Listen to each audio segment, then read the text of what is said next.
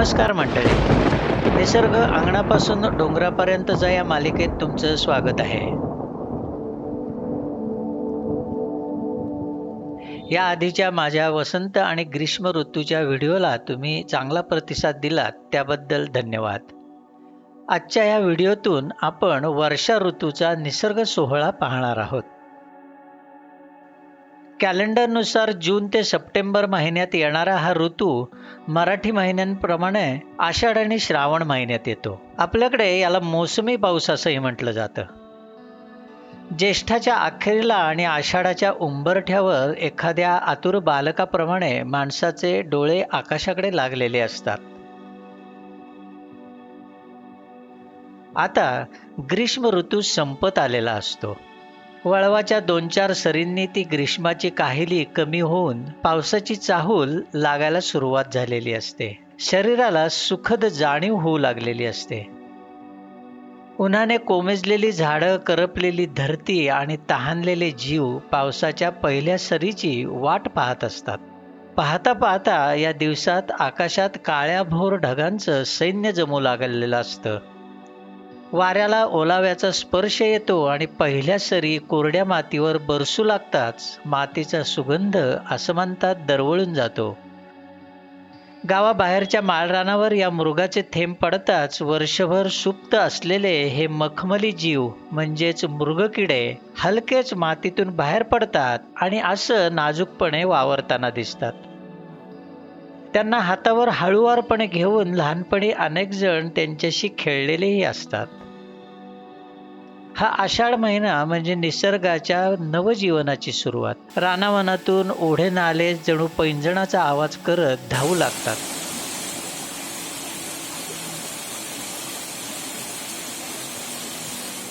धुळीने माखलेली झाडं धुवून निघतात. अगदी 4-8 दिवसातच सृष्टीचं सार रूप पालटून जातं.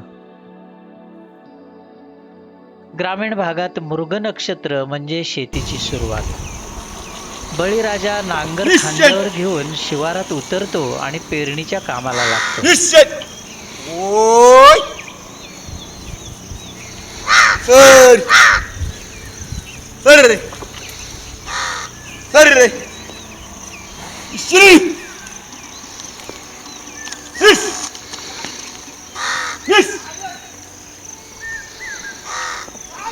आत्तापर्यंत ही भकास वाटणारी पठारं, उघडे बोडके डोंगर उतार, कोरडे ठक्क पडलेले ओहळ जिवंत होऊन नाचायला लागतात. आणि काही दिवसातच पावसाचा हा धूमधडाका वाढायला लागतो. कधी कधी सार जीवन विस्कळीत करून तो भीतीही दाखवायला लागतो. नद्या नाले पुराने ओसंडून वाहू लागतात. शेतं भरभरून जातात. बेडूक खेकडे आनंदाने बागडू लागतात. तिकडे रांगड्या राकट पैलवान सह्याद्रीच्या अंगावरून तांबडी तालीम माती घेऊन हजारो जलधारा वाहू लागल्या की ते कातळकडे अजूनच विराट भासायला लागतात. पुढचे काही दिवस श्रावण येईपर्यंत पावसाचा जोर वाढलेलाच असतो. आता डोंगर दऱ्या हिरव्या मखमलीने नटून जातात. ओढे नाले आणि नद्या खळखळून व्हायला लागतात. झाडांच्या फांद्या नव्या पालवीने भरून जातात. माळरानं आणि पठारांवर पावसांच्या सरी आणि अधूनमधूनच डोकावणारा सूर्य यांचा सुंदर खेळ सुरू असतो. श्रावणात हा निसर्ग आपल्या या सर्वोच्च सौंदर्याचं प्रदर्शन धरतीवर मांडून दाखवतो. आषाढात जमिनीवर पसरलेला हलका हिरवा शेला आता खऱ्या अर्थानं भरजरी गर्द होऊन त्यावर नाजूक अशा रानफुलांची नक्षी फुलायला लागलेली असते. नवचैतन्याने सारा आसमंत डोलायला लागलेला असतो. या इवल्या उवल्या फुलांचं आणि कीटकांचं सुंदर सहजीवन डोळ्यासमोर खेळायला लागतं. संपूर्ण सह्याद्री पर्वताच्या अंगा खांद्यावर प्रत्येक दऱ्या खोऱ्यातून हा पुष्प उत्सव आता साजरा व्हायला लागलेला असतो. विविध जातींच्या, रंगांच्या, आकारांच्या या फुलांची एक सुंदर चादरच पसरून जाते. काही दिवसांपर्यंतच आयुष्य असलेल्या या फुलांचं एक समृद्ध भांडारच आपल्या पुढे उघडलेलं असतं. ऑक्टोबर अखेरपर्यंत ही पुष्पचादर कमी अधिक प्रमाणात हमखास पाहायला मिळते. या रानफुलांचा आनंद घ्यायचा असेल तर शहरापासून अगदी तासाभराच्या अंतरावर डोंगर उताराशी, मोकळ्या पठारावर, नदी ओढ्यांच्या किनाऱ्यानं, शेतांमधून, दगडाधोंड्यांमधून तर कधीकधी अगदी जुन्या घरांच्या छपरावरती आणि भिंतीवरही आपल्याला ही पावसाळी रानफुलं पाहायला मिळतात. अगदी शहरातल्या मोकळ्या जमिनीवर सुद्धा अनेक ठिकाणी रानफुलं पहिल्या पावसापासून आपल्याला दिसतात.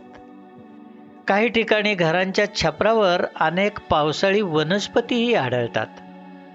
त्यातली एक म्हणजे निळं फुलं असलेली ही नीलवंती आणि कापुर्ली. तसेच हे भिंतींवर उगवणारे अपुष्प प्रकारातले नेचे. याच नेच्यांबरोबर भिंतीवर अनेक प्रकारची गवतही उगवत असतात. पावसाची चाहूल लागताच सह्याद्रीतल्या या फुलांच्या उत्सवाची जशी सुरुवात होते तशी जमिनीवर पडलेल्या बियांना, जमिनीतल्या कंदांना आता धुमारे फुटायला लागतात. सुरुवातीला गावापासून थोडं लांब टेकडीच्या उतारावर कुळीची पांढरी फुलं दिसू लागतात. संपूर्ण डोंगर उतार ही कुळी व्यापते. या कुळीच्या पानांची भाजी पावसाळ्याच्या सुरुवातीला बाजारात विकायलाही आलेली असते. त्याच्या मागूनच चाईत, मोहर, करटुली, टाकळा, भारंग, कुरडू, रुखाळू अशा औषधी गुणधर्मांनी युक्त रानभाज्यांचा खजिना दिसायला लागतो. पावसाचा जोर वाढला की हळद कुळातली रानहळद सगळीकडे दिसायला लागते. तिचं फूल गौरीचा हात म्हणूनही ओळखलं जातं. ही फुलं गौरी गणपतीला वाहण्याची प्रथा आहे. पाठोपाठ येते भुईआंबरी म्हणजेच ऑर्किड प्रकारातली ही फुलं फुलायला लागतात. पायाशी बदामाच्या आकाराचं पान असणारं हे ऑर्किड, लांब शेपूट असणारं शेपूटवाला नावाचं हे ऑर्किड दिमाखात पठारं आणि टेकड्या व्यापून टाकतं. याच्या पाठोपाठ अग्निशिखा डोळे उघडते. पावसाचा जोर वाढू लागतो तसा या पुष्प सोहळ्यात रंग भरू लागतात आणि त्यानंतर क्रमाक्रमाने अनेक फुलं फुलत असतात. जांभळी मंजिरी, गोपाळी, भारंगी, काळी मुसळी, पेवा, सोनकी, तेरडा, कुरडू, सीतेची अस्व, ढाल तेरडा, आभाळी, सापकांदा, उडी चिरायत, विंचवी, कौंडल, कंदील खरचुडी, कारवी अशी किती फुलं आणि किती वनस्पती, त्यांच्या तराही तितक्याच. नाना प्रकारचे त्यांचं रंग, रूप, गंध, आकार, रचना सारं काही नवलायचं. प्रत्येकाचा आपापला निरनिराळा डौल.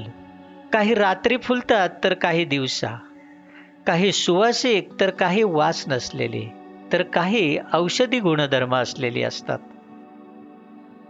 रानातून चालताना खडकाच्या आसपास आढळणारी ही ड्रोसेरासारखी कीटकभक्षक वनस्पती पाहण्यासाठी पायाखाली तीक्ष्ण नजर असावी लागते. हा पुष्प सोहळा खरा बहारात येतो तो भाद्रपद आणि अश्विनामध्ये. सगळा स्वर्गच ह्या सह्याद्रीत अवतरतो. या सगळ्यात ऑगस्ट सप्टेंबरमध्ये सर्वात जास्त भाव खाऊन जाते ती ही पिवळी सोनकी. तिच्यासोबत असतो हा रानतेरडा.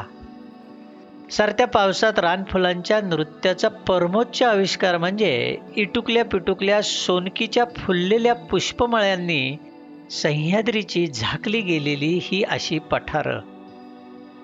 एकदा ही फुलं पाहण्याचा छंद लागला की अनेक नव्या आणि रंजक गोष्टी आपल्याला आपोआप उमजायला लागतात आणि मग त्या इवल्याशा फुलांबरोबर मनात ठसूनही जातात.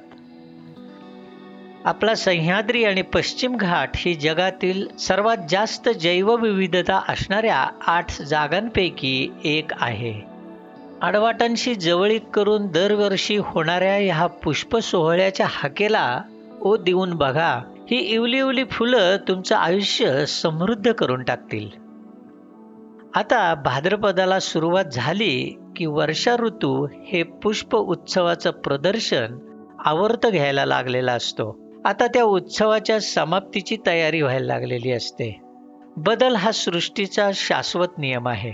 प्रत्येक समाप्तीमध्ये नव्या प्रारंभाची बीज दडलेली असतात आणि म्हणूनच निसर्गाचे हे अखंड चक्र जीवनाला आशा, संतुलन आणि सातत्य देत राहतं. आता शेवटाकडे जाताना कधीकधी पावसाचं रूप अधिक प्रगल्भ झालेलं असतं. शेतातली पिकं उंचवलेली दिसतात. भाताची शेतं वाऱ्यावर डोलत असतात.